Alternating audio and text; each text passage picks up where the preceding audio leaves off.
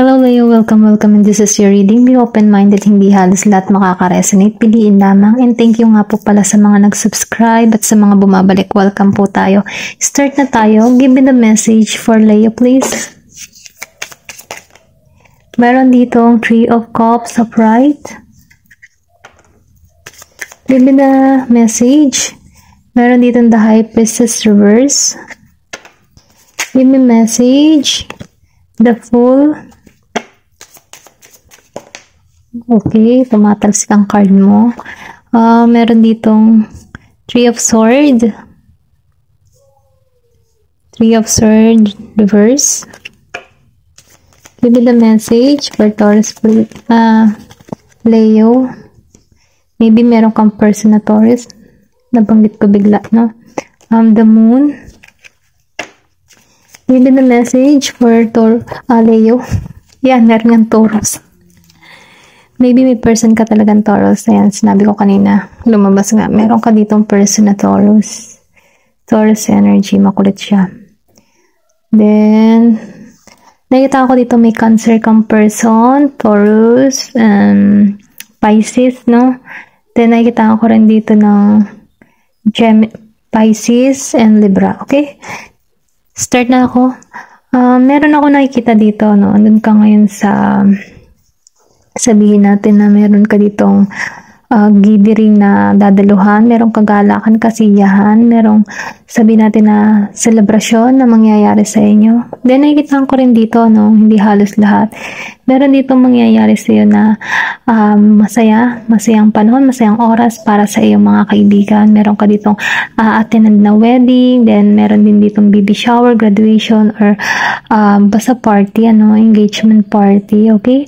Then nakikita ko dito na magbibigay ito ng kagalakan, kasiyahan sa iyo. Then itong selebrasyon na parating para sa iyo ay magbibigay ng panibagong damdamin. Pwedeng sabihin na matagpuan mo dito yung panibagong pag-ibig or magmamahal para sa iyo.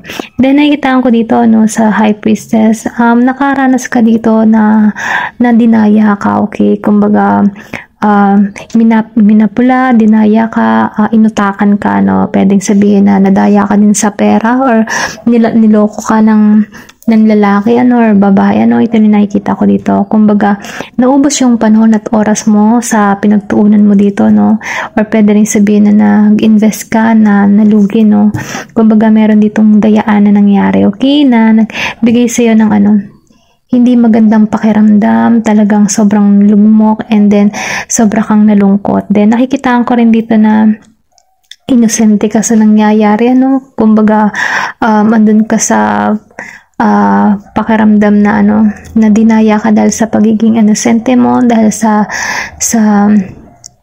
pagiging mong natural lamang. Kumbaga meron lang talagang mga tao na masasama yung mga balak, no? Kumbaga na bigla ka talagang naglugmok, okay?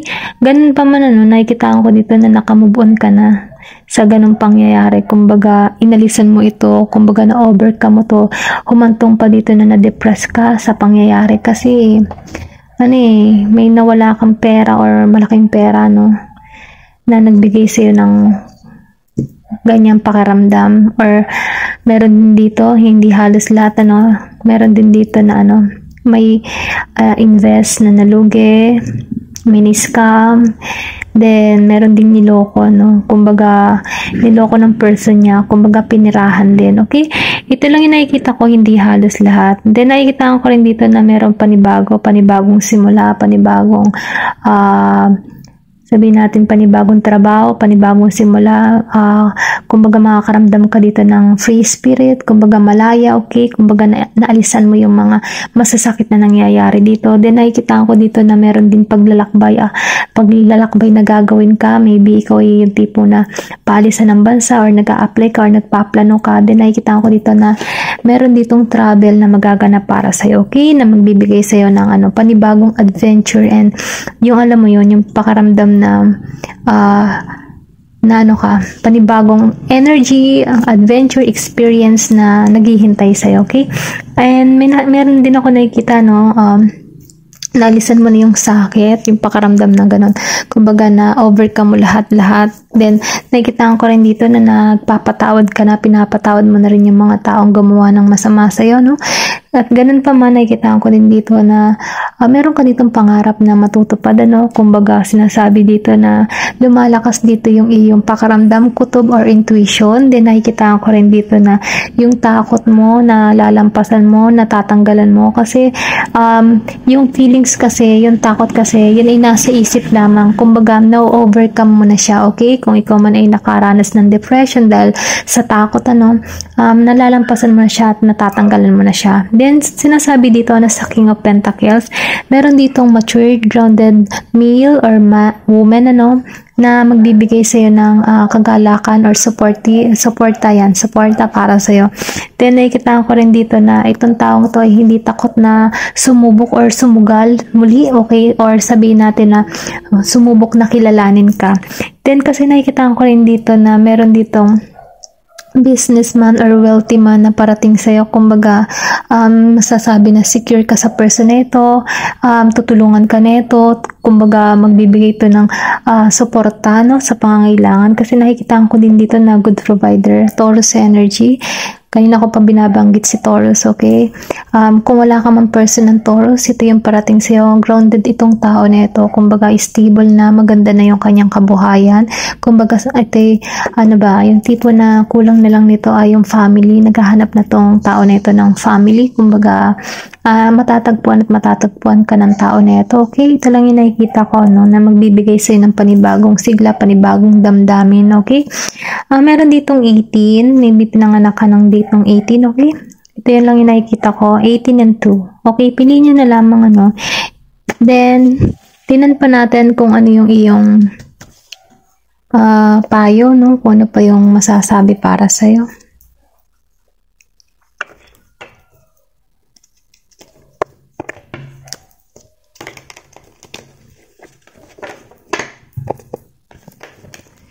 Give me the message for Leo, please. Meron ka ditong true love. So, sinasabi dito, no, may panibagong magmamahal, totoong pag-ibig. Kumbaga, this love is a lifetime. This is the romance of a lifetime. Ayan. Kumbaga, itong darating na bagong pag-ibig sa'yo ay panghabang buhay na, pangmatagalan na, long term. Okay? Give me the message for Leo, please. Meron ka dito retreat. It's time to disconnect from the world. Kumbaga, inalisan mo yung ano, kumbaga nag-retreat ka dito, ano, kumbaga nanahimik ka nung time na nasasaktan ka, or kung ikaw man ay nasasaktan sa panahon ngayon, ito na yung ano mo, minumungkahi sa'yo na i-disconnect mo muna yung sarili mo sa social media. Okay, kumbaga pagtuunan mo munang pansin ang iyong sarili, panahon, kumbaga mag-self-love ka, mag-healing ka, okay? Tingnan pa natin yung parating para sa'yo. Meron ditong finance and career, okay? Kumbaga sinasabi dito, no, pagtuunan mo muna yung finance and career mo. Then, nakikita ko rito kasi na financial issues are a factor in your love life right now. Kumbaga, ito yung ano, yung dahilan sa iyong financial din. Kumbaga, once kasi na ikaw ay isang malaguan, stable, then ma-attract mo yung tamang tao para sa'yo. Kumbaga, mag-focus ka muna sa iyong sarili, sa iyong career, at sa iyong finance, okay? Then, meron ditong ano, make the effort and new love, okay? Meron ditong ano, bagong parating na pag-ibig, true love, and make the effort. Kumbaga, itong taong ito ay mag-e-effort para sa'yo, okay? Then, itong taong ito ay magbibigay sa'yo ng greatest love. Then, meron tong ano, sobrang romantic na mararamdaman na kung saan magbibigay sa'yo ng panibagong kilig, okay? Meron ditong past life. Itong taong ito ay mararamdaman mo na kilala mo na. Alam mo yung pakaramdam mo. Kasi may ganun yung parang kilala mo na yung person na ito kahit ngayon pa lang kayo nagkita. Kasi once na ganun yung pakaramdam mo, no, na parang feeling mo nakilala mo na siya before, familiar tong tao na ito, familiar tong pakaramdam na ito. Meron na kayong past life relationship before, then ngayon, na-reincarnate, kumbaga, dito na umuusbong ulit, kumbaga, hinahanap ng inyong soul connection ang bawat isa, okay? Ito lang yung nakikita ko sa past life, kumbaga, mafe-feel nyo na, kilalang kilala nyo na ang bawat isa, okay? Ayun lamang Leo, thank you for watching and love and peace.